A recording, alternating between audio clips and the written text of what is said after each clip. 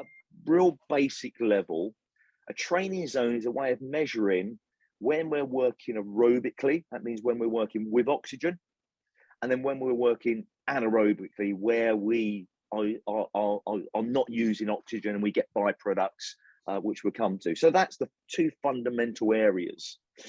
This chart, and you've probably seen versions of this, it really depicts along the horizontal workout intensity. So that could be percentage of your maximum heart rate, that could be a percentage of your maximum power on the bike, or it could be a percentage of your critical run speed or critical swim speed. But it's really the effort and the intensity that you're working. And on the vertical, this is really how much lactic you have in the blood. And as you can see with a dark blue line, the more intense you're working, the harder you're working, that sort of ramps up.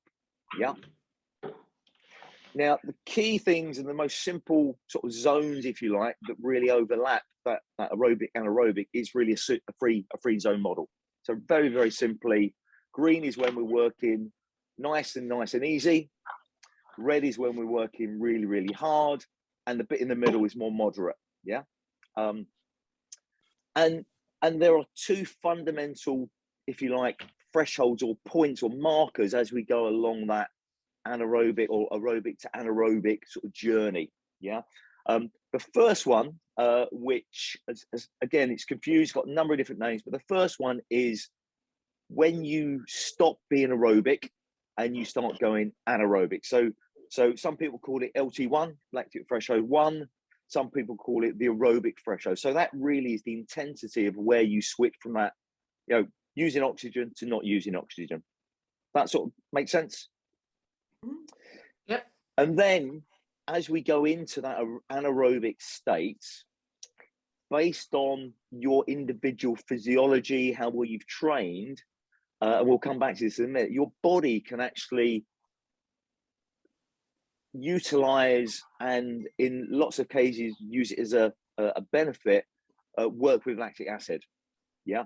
To a point where you get to an intensity, LT2, or sometimes called the lactic threshold.